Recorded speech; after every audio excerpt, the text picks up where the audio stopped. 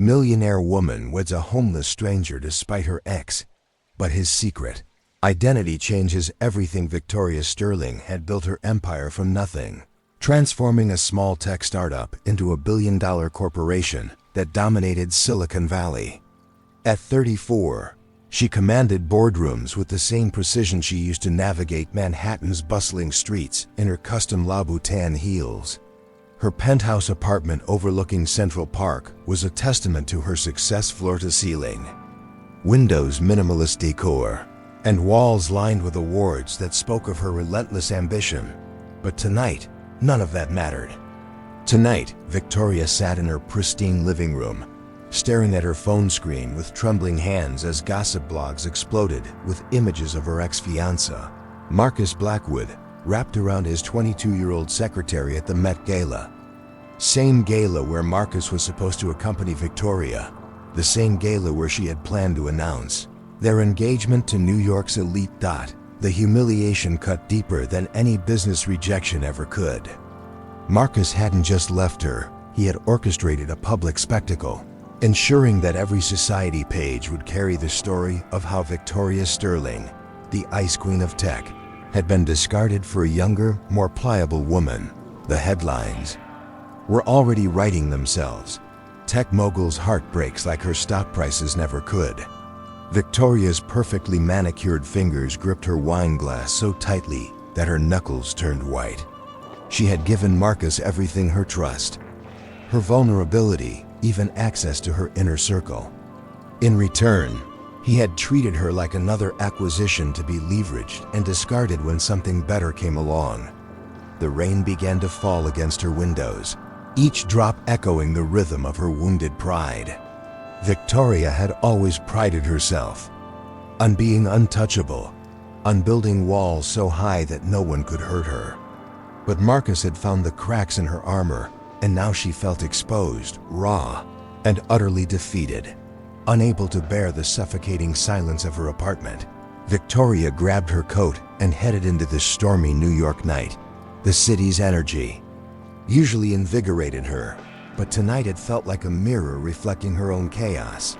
She walked aimlessly through the rain-slicked streets, her designer shoes clicking against the pavement in a desperate rhythm. It was outside the courthouse on Foley Square that she first saw him. Huddled beneath a thin blanket, a man sat against the granite steps, his weathered face illuminated by the streetlight. His clothes were worn and patched, his hair unkempt, and his eyes held a depth that seemed to contrast sharply with his circumstances. Despite his rough appearance, there was something dignified about the way he held himself, as if poverty was merely a costume he wore rather than his true nature. Victoria paused, studying this stranger who seemed untouched by the storm raging around them both. An idea began to form in her mind: reckless, impulsive, and completely unlike her usual calculated approach to life.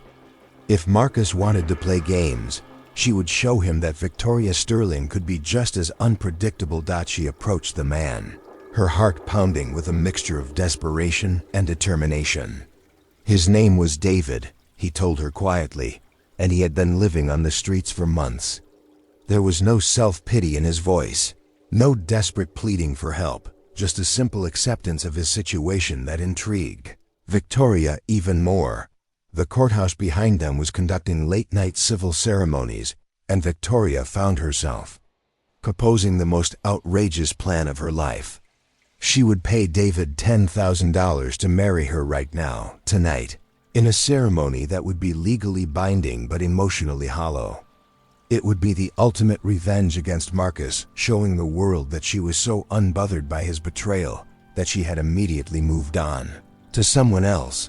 David studied her with those penetrating eyes, and Victoria felt as if he could see straight through her expensive facade to the wounded woman beneath. But he nodded his agreement, perhaps understanding that they were both seeking escape from their respective prisons. Within an hour, they stood before a tired-looking justice of the peace, reciting vows that felt surreal in their spontaneity.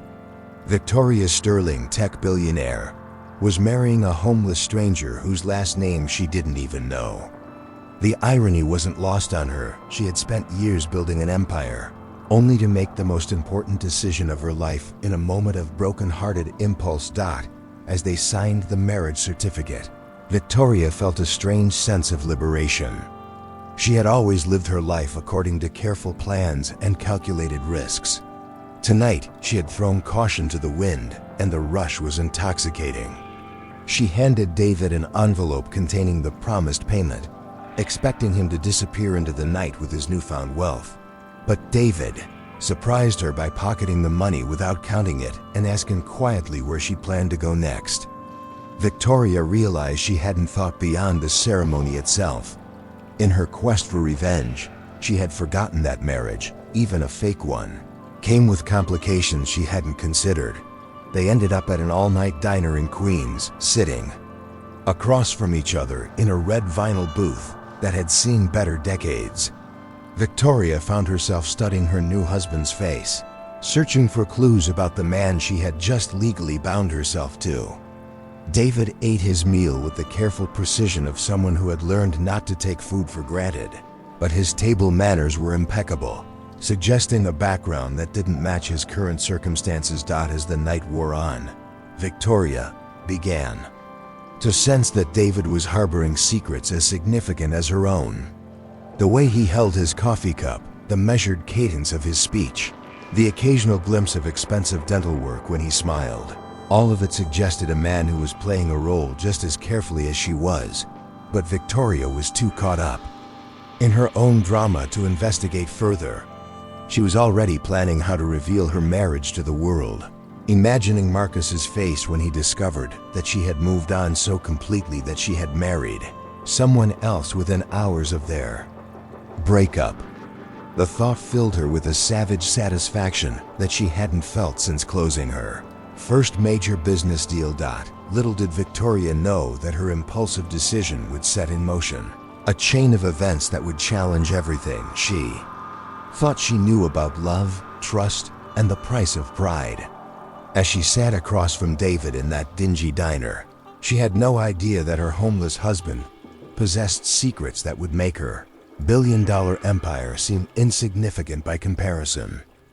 The morning after her impulsive wedding, Victoria woke up in her penthouse with a pounding headache and the crushing realization that she had legally married a complete stranger.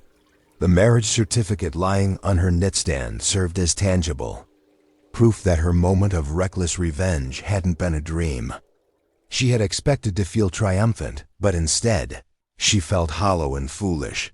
David had insisted on staying in a hotel rather than coming home with her, a decision that both relieved and puzzled Victoria.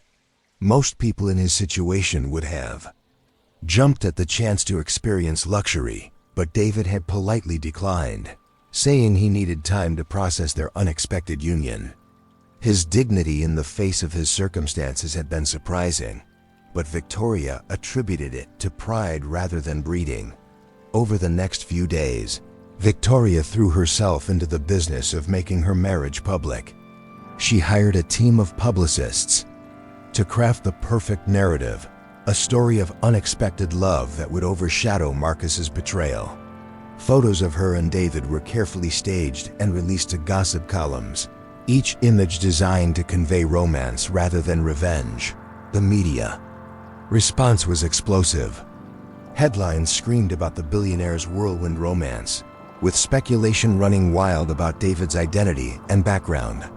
Victoria watched the coverage with grim satisfaction, knowing that Marcus would be seething as he watched his carefully orchestrated humiliation backfire spectacularly. But as the days passed, Victoria found herself genuinely curious about the man she had married. David had moved into a modest apartment in Brooklyn, paid for with the money she had given him, and he seemed to be adapting to his new circumstances with surprising grace. When they met for their staged photo opportunities, Victoria noticed details about him that didn't quite fit the narrative she had constructed. David's hands, despite being weathered from street life, bore the telltale signs of someone who had once worn expensive rings. His vocabulary was extensive and sophisticated, peppered with references that suggested a classical education. Most intriguingly, he seemed completely unfazed by the media attention, handling photographers and reporters with the poise of someone accustomed to public scrutiny. Victoria's first clue that David wasn't who he seemed came during a charity gala she had insisted he attend as her husband. As they mingled with New York's elite, Victoria noticed several older businessmen doing double takes when they saw David, their faces registering recognition, quickly followed by confusion. One elderly man approached them, staring at David with undisguised shock. "David Whitmore?" The man whispered, his voice filled with disbelief. "Is that really you?" David's entire demeanor shifted in that moment. The careful humility he had maintained vanished, replaced by the commanding presence of someone born to wealth and power. He greeted the man warmly, but with an undertone that suggested he would prefer not to be recognized. Victoria felt the ground shifting beneath her feet as she watched this interaction. Whitmore was a name she knew well. The Whitmore family had been New York royalty for generations, their wealth built on real estate, shipping, and shrewd investments that had weathered every economic storm for over a century. But David Whitmore, Jr., the heir to the Whitmore fortune, had disappeared from public life several years ago amid scandal and tragedy. That night, Victoria confronted David in his modest Brooklyn apartment, demanding to know the truth about his identity. David sat quietly for a long moment, studying her with those penetrating eyes that had first captured her attention. Then slowly, he began to tell her his story. David Alexander Whitmore Jr. was indeed the heir to one of America's oldest and most substantial fortunes. His family's wealth dwarfed even Victoria's considerable assets, built over generations of careful investment and strategic acquisitions. But 3 years ago, David's life had imploded in a very public and devastating way. His younger brother, Timothy, had been killed in a drunk driving accident, an accident that David had caused. The media had crucified him, painting him as a spoiled rich boy who had destroyed his family through reckless behavior. The truth was more complex and more tragic than the headline suggested. But David had been too broken by grief and guilt to defend himself, unable to bear the weight of his family's disappointment and the public's condemnation. David had walked away from everything. He had liquidated his accessible assets, donated the money to victim advocacy groups, and disappeared into the anonymity of homelessness. For 2 years, he had lived on the streets as a form of penance, trying to atone for his brother's death and his own role in the tragedy. Victoria listened to David's story with growing amazement and horror. She had married a man whose family's wealth made her own fortune look modest, a man who had chosen poverty as a form of self-imposed exile. The irony was staggering. In her quest to prove that she could rebound from heartbreak, she had accidentally married one of the most eligible bachelors in America. But David's revelations didn't end there.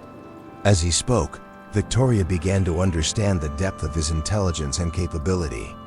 Even while living on the streets, he had been quietly managing investments through intermediaries, turning his remaining assets into a fortune that rivaled her own. His homelessness had been a choice, not a circumstance, and he had the resources to end it whenever he chose. The revelation forced Victoria to confront her own motivations and assumptions.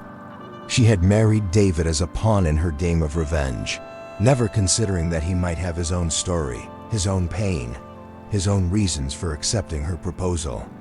She had seen him as a convenient prop rather than a complex human being with his own agency and dignity. As David finished his story, Victoria found herself seeing him with completely new eyes.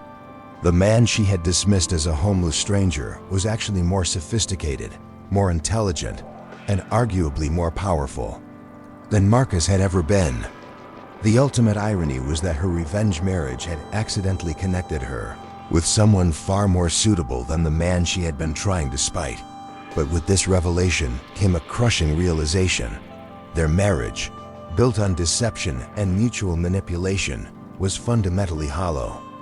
David had accepted her proposal because he had been seeking escape from his own demons, just as she had been fleeing from her humiliation.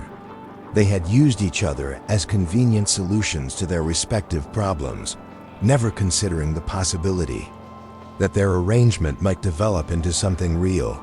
Over the following weeks, Victoria found herself drawn to David in ways she hadn't expected. His quiet strength, his genuine remorse for his past mistakes, and his determination to rebuild his life resonated with her own struggles. She began to see parallels between their stories. Both had achieved great success only to have it threatened by personal failures. Both had built walls to protect themselves from further pain. As they spent more time together, Victoria discovered that David understood her in ways that Marcus never had. He appreciated her ambition because he had felt the same drive. He understood her need for control because he had lost control so completely. And he respected her intelligence because he recognized it as equal to his own. But their growing connection was complicated by the foundation of lies their marriage was built on. Victoria had married David for revenge, while David had accepted her proposal as an escape from his past.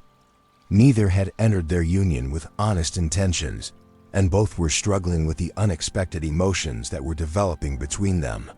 The story concludes with Victoria and David standing at a crossroads.